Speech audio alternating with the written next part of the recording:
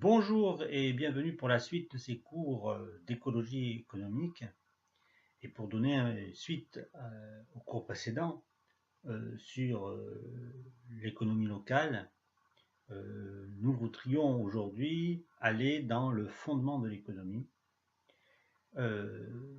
puisque si nous nous mettons à produire localement, c'est aussi parce que nous souhaitons, en tous les cas dans l'écologie économique, pouvoir faire bouger les lignes de cette façon de faire de l'économie et ainsi préserver la nature, l'environnement, qui doit devenir dans l'avenir le centre de notre paradigme, sans quoi notre système va petit à petit s'embourber et s'effondrer. Alors mettre la nature au cœur du système économique, c'est se poser les questions de façon directe, sans voile, et même là où notre réflexion bute et où on sent qu'on a du mal à aller au-delà, parce que déjà, c'est mettre sur la place publique là où on en est, et ce n'est pas une honte que de buter sur une difficulté, au contraire, c'est appeler d'autres personnes à pouvoir résoudre cette question que nous allons pouvoir faire émerger de notre réflexion et ainsi changer nos modes économiques et pouvoir enfin mettre la nature au cœur de ce nouveau paradigme qui devra guider notre développement de demain. Alors au fondement de l'économie, et là on ne va pas faire de l'économie mathématique, hein, on ne va pas faire de l'économie de haut vol, parce que c'est beaucoup de langage pour finalement nous réduire à des situations très simples que vivent le commun, la personne de tous les jours. Au fondement de l'économie, il y a tout simplement la production. La production, elle peut avoir bien sûr plusieurs visages. On peut produire du service, on peut produire des objets, on peut produire des choses matérielles comme des choses immatérielles. Et dans tous les cas de figure, la production se trouve au cœur de nos sociétés économiques, ce qui, on verra à la fin, ce qui n'est pas le cas de toutes les sociétés et de tous les peuples à travers l'histoire. En tous les cas, c'est le mode économique sur lequel nous sommes basés pour créer la richesse, c'est-à-dire on produit. Et pour produire, on va donc exploiter les ressources que met à notre disposition la nature, des ressources bien sûr, je dirais, des minerais, le matériel, la matière, mais aussi l'énergie, et ainsi produire de l'énergie, exploiter de l'énergie pour pouvoir continuer à produire. Mais je crois que derrière ce mot de production, on peut distinguer deux aspects. Tout cela, bien sûr, pour faire le plus simple possible et permettre ainsi de comprendre une mécanique qui est des fois fort complexe. Mais bon, il y a, je dirais, deux productions très différentes. Il y a ce que j'appellerais la production pour l'homme, c'est-à-dire ce que l'on produit pour qu'on puisse vivre, tout simplement. C'est la production nécessaire. Cette production nécessaire, en fait, a une quantité qui est très faible. Nous n'avons pas besoin, si on est objectif, hein, pour pouvoir vivre, de tant de choses qui nous entourent. Et donc cette production nécessaire, c'est, je dirais, la production pour l'homme. Elle est incompressible. C'est-à-dire que si elle n'existe pas, nous disparaissons. Et puis, à côté, il y a, je dirais, à l'opposé, la production pour le système.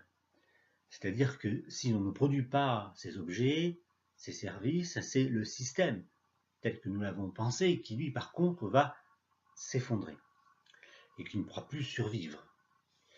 Donc, deux types de production très différentes.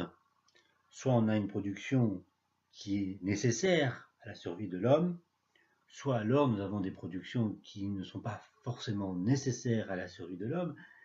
Et entendons-nous bien, la survie de l'homme, ce n'est pas forcément des productions que vivrières, hein. Ça peut être des productions culturelles, Ça peut avoir un fondement. On voit, quand on étudie l'ethnologie, on s'aperçoit que la culture, l'art peuvent avoir une part très importante dans nos sociétés, et même dans les peuples les plus reculés soient-ils, et que ça peut prendre une dimension des fois aussi importante que finalement l'alimentaire. Donc, bien comprendre que cette production pour l'homme n'est pas forcément qu'une production vivrière, elle a d'autres aspects, et elle peut avoir bien d'autres conséquences, bien sûr. La production pour la société, il en va de même. Il y a de la production vivrière qui n'est faite que pour la société.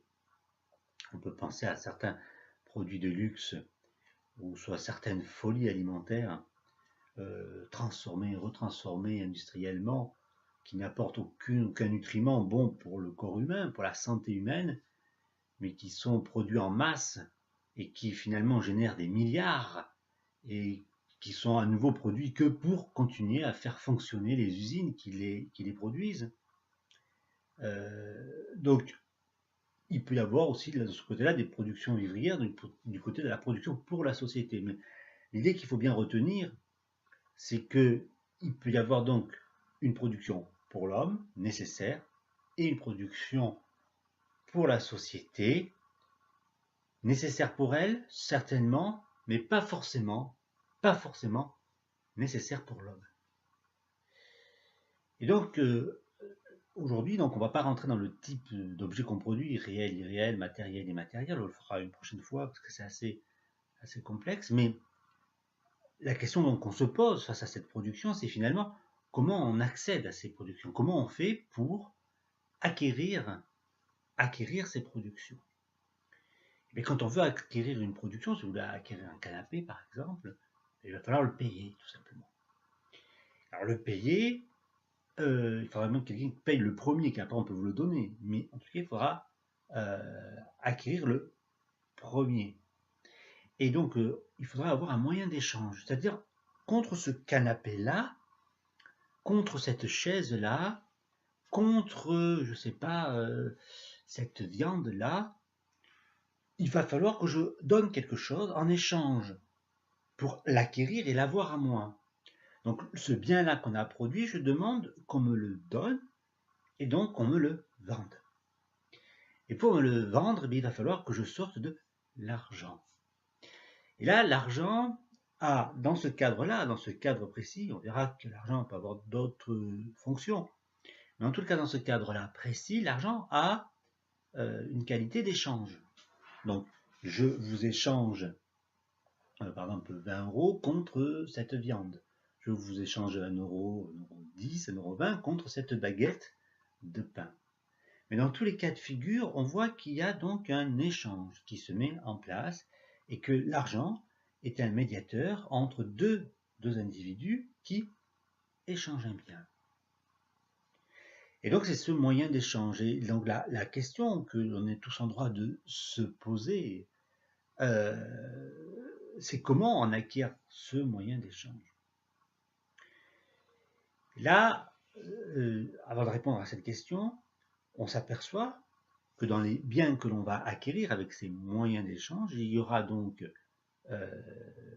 des biens donc, de la société nécessaires pour notre propre survie, mais on va aussi dépenser ces moyens d'échange dans des biens qui ne sont nécessaires finalement que pour la société, c'est-à-dire que le système économique lui-même.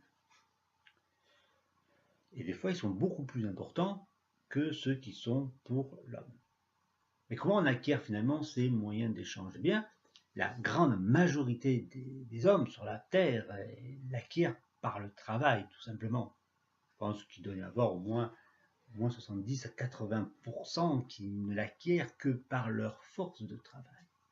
C'est-à-dire parce qu'ils vont donner à la société de leur temps, de leur capacité, de leur énergie personnelle à produire justement ces fameux biens qui soient nécessaires à l'homme ou qu'ils soient nécessaires à la société.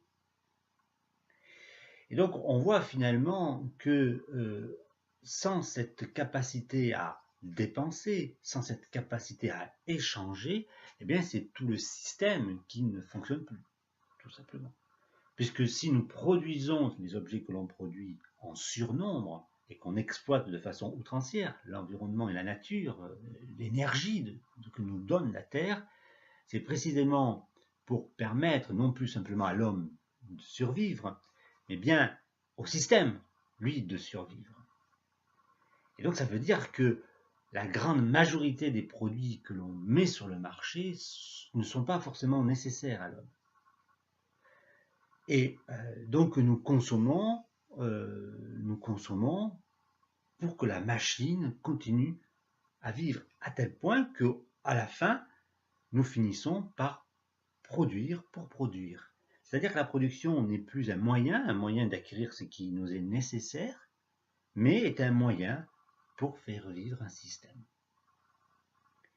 Et on voit comment d'ailleurs ce système donc, tourne sur lui-même, appauvrit bien sûr le pauvre et enrichit bien sûr le possédant, celui qui va être propriétaire des objets, de la production que l'on va mettre sur ce marché, et ainsi ça va tourner en rond.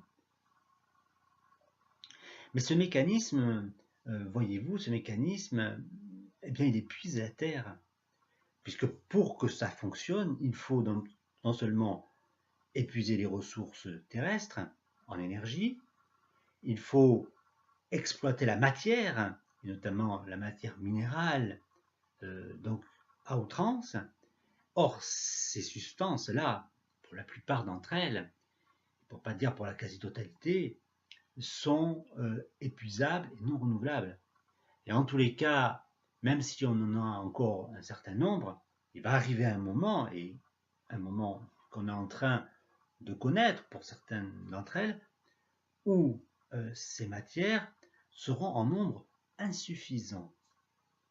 C'est-à-dire qu'à un moment, on ne pourra plus produire pour l'homme et pour le système en même temps. Et il faut bien comprendre qu'on s'aperçoit d'ailleurs de cette production massive, inutile, on s'en aperçoit notamment dans le gaspillage et dans les déchets que l'on émet. Alors, la question elle reste entière à ce niveau-là. C'est-à-dire que, vous avez bien compris donc, que cette mécanique roule sur elle-même et qu'il est, tant qu'on reste à l'intérieur même de cette mécanique, il est impossible de l'arrêter. Puisque si vous ne produisez pas, vous ne générez pas des moyens d'échange pour les individus, et si ces gens n'ont pas de moyens d'échange, ils ne peuvent pas accéder aux biens, tant nécessaires pour eux que nécessaires pour le système. Et quand la matière va se mettre à manquer, personne aujourd'hui est en capacité de dire comment précisément cette mécanique va se mettre à réagir. Il est certain que la population, en tout cas les gens, en premier, les individus, vont vouloir d'abord aller vers les biens nécessaires pour eux. Mais rien ne le garantit, puisque la confusion peut s'installer sur certains biens. Je pense notamment aux biens de communication, par exemple, où on s'est aperçu à travers les dernières crises économiques que certaines populations préféraient sacrifier une partie de leur alimentation, de la qualité de leur alimentation, pour pouvoir toujours consommer de la communication, du téléphone portable, de l'ordinateur. Et donc, entre le bien nécessaire pour l'homme et le bien nécessaire pour la société, la frontière n'est pas toujours claire, et on ne sait pas aujourd'hui, en tous les cas, comment les populations vont réagir quand le défaut de matière, le défaut d'énergie va se présenter à nous. Alors, bien sûr, il y en a beaucoup qui disent qu'on trouvera toujours les solutions scientifiques et tout, mais pour l'instant, elles ne sont pas sur la table. Et il y a 10 ans de ça, lors d'une discussion, j'avais dit que vous verrez que la voiture n'a pas d'autre solution aujourd'hui que l'électricité, et on m'avait un peu ri au nez. Mais moi, bon, je lisais ce qui se faisait, en tous les cas au niveau international, et on s'aperçoit qu'aujourd'hui, qu'on est un peu face au pied du mur. On sait très bien que la voiture telle qu'elle est aujourd'hui ne durera pas. On a déjà des programmes de mutation des voitures. Eh bien, on s'aperçoit qu'on se tourne tous, à peu près tous les constructeurs se sont à peu près tous tournés de façon unanime vers l'électricité. Donc, ce que l'on raconte, on le raconte pas seulement sur nos lectures, mais sur nos observations, sur des faits, sur des preuves que nous mobilisons. Donc on peut ne pas vouloir le voir, ça c'est autre chose, c'est une autre question. Mais en tous les cas, ces questions sont bien réelles. Il va arriver un moment où la machine de production ne pourra plus produire tous les biens nécessaires pour l'homme et pour le système en même temps. Et automatiquement, ne générera pas suffisamment de moyens d'échange. Et là, on ne sait pas la réaction qu'aura notre système tel qu'il est pensé aujourd'hui, puisqu'il tourne sur lui-même et qu'il ne peut pas s'arrêter. J'espère qu'on peut donc comprendre la mécanique qui se met en place.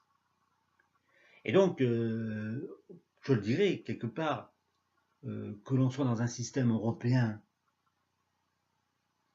qui malheureusement a énormément été dans le sens de cette économie-là un peu désincarnée, libérale désincarnée, ou que l'on soit dans un système national souverainiste, enfin, si on est dans un système national souverainiste, pour continuer ce système-là de production sur lui-même, ça sert à rien quelque part, parce que le problème, la question reste identique.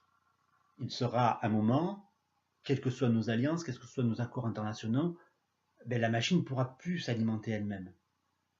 Donc il y a bien ce fondement économique international, ce fondement économique général, global, qu'il faut réussir à penser, et il faut réussir absolument à mettre sur la table la façon dont on produit nos biens, la façon dont on les distribue, et la façon dont on acquiert finalement, dont on acquiert le moyen d'échange. Or aujourd'hui, qui crée ce moyen d'échange? Qui va créer le moyen? Qui a le droit, le pouvoir de créer le moyen d'échange? Eh bien, ce sont les banques via le crédit. Si vous n'avez pas suffisamment pour acquérir une maison, vous irez faire un crédit. Si vous n'avez pas suffisamment pour accéder à un bien de consommation courante, vous irez faire un crédit. C'est-à-dire que l'emprunt, l'endettement est aujourd'hui dans notre système, quasiment, en tout cas pour la personne commune, le seul mode d'acquisition du bien d'échange, du moyen d'échange, si la personne en est en défaut.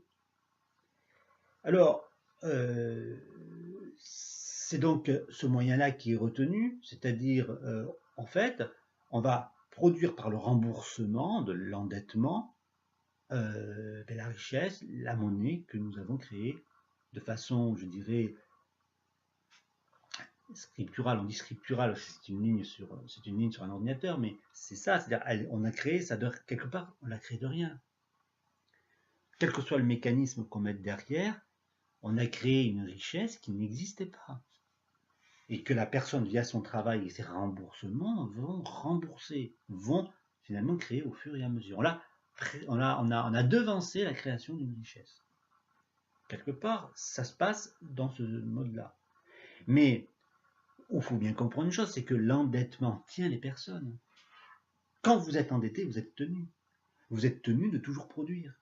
Vous êtes tenu non seulement de toujours produire, mais de toujours consommer. Parce que si vous ne consommez pas, vous cassez la mécanique qu'on a décrite, et au final, on casse un système et on peut tout perdre. Donc l'endettement, quelque part, nous tient comme nous menotte. Mais l'endettement, donc, c'est en effet, c'est les banques, c'est évident, enfin, le crédit, ce n'est pas que le crédit. Ça peut être aussi le loyer, tout simplement. Avec un loyer, nous sommes endettés tous les mois de devoir payer la somme X pour pouvoir occuper un lieu. Et on ne va pas aller au-delà de cette réflexion-là, mais il faudrait se demander à qui appartiennent ces propriétés et ces loyers que l'on doit payer pour pouvoir occuper. Vous verrez que le système bancaire est souvent en ombre derrière cette mécanique de la propriété et cette mécanique de l'endettement et de la location des biens et du logement. Donc, vous voyez, c'est un système qui se tient et qui continue à tourner sur lui-même dans cette condition-là aussi. Et ça veut dire surtout que si l'on souhaite demain pouvoir protéger la nature et ainsi protéger notre avenir nous-mêmes en tant espèce qui devrait continuer son histoire, qui veut protéger l'humanité, il faudra de toutes les façons, à longue ou brève échéance, enfin, mais il faudra de toutes les façons s'intéresser à la question de la production des richesses et de l'argent, tout simplement. Et parce que c'est vraiment à partir de cette acquisition-là des biens, des richesses, de l'argent, sa distribution, que toute la mécanique se met en route. Il faut comprendre qu'il y a des sociétés qui ne pensaient pas comme nous, pour qui l'accumulation des richesses était quelque chose de mal vu. Des richesses qui étaient à détruire tous les ans ou tous les 2 ans pour justement éviter l'accumulation. Il y a des sociétés et des peuples qui pensaient que l'autorité à un seul chef, à un seul être, à un État même, était une chose contre-productive car elle poussait les êtres justement à devoir se soumettre et à accomplir des actes en dehors de leur humanité pour pouvoir justement acquérir la richesse qui était le signe de la force et de la puissance. Donc on voit finalement comment notre système économique basé sur la production pour elle-même, pour faire vivre justement un système je dirais en vase clos, va de toutes les façons à terme et qui est déjà en train de rencontrer non seulement sa contradiction, mais son implosion. Et à ce moment-là, on se pose la question que si nous n'avons pas posé avant les jalons de comment nous allons justement créer le moyen d'échange nécessaire pour l'acquisition des biens nécessaires à l'homme, et qu'est-ce qui est notamment nécessaire à l'homme et comment on les distribue, si tout cela n'a pas été posé sur la table préalablement, de toutes les façons, quelle que soit notre puissance, quelle que soit notre force, qui que nous soyons, ces questions se poseront à l'humanité, et si elle n'y trouve pas de réponse, l'échéance sera malheureusement ce qu'elle devra être. Et je crois qu'il est intéressant justement de les poser aujourd'hui et de comprendre que l'écologie, et c'est là où je veux en venir, c'est pas simplement discuter des taux de CO2 dans l'atmosphère ou du climat. L'écologie est souvent trop réduite à ces questions je dirais, de climat, de CO2, de plantes. Elles sont importantes, mais elles sont souvent que les conséquences de mécaniques, de systèmes sociétaux, culturels, éducatifs, économiques, justement, préalables et bien plus profonds à nos sociétés. Et c'est là où l'écologie doit venir pour nous dire, nous mettre face à ces systèmes et nous dire qu'il va falloir absolument, demain, trouver des solutions et accepter surtout des solutions. Notamment celles qui, je l'ai déjà dit dans nombre de vidéos, qui devra nous amener à produire moins. Mais produire moins dans cette mécanique, c'est automatiquement moins avoir de richesse. Et si on a moins de richesse dans cette mécanique, on risque d'avoir plus de gens laissés sur le bas de la route. Donc si on n'a pas imaginé préalablement un moyen de créer de la richesse, comme on le fait avec les banques, mais un moyen de créer de la richesse à partir de rien, de façon à ce que ces personnes-là aient au moins des moyens d'échange pour pouvoir accéder aux biens nécessaires à leur vie, à leur survie même, eh bien, si on ne l'a pas fait, eh bien, on risque d'aller vers des problèmes et des difficultés majeures. Voilà.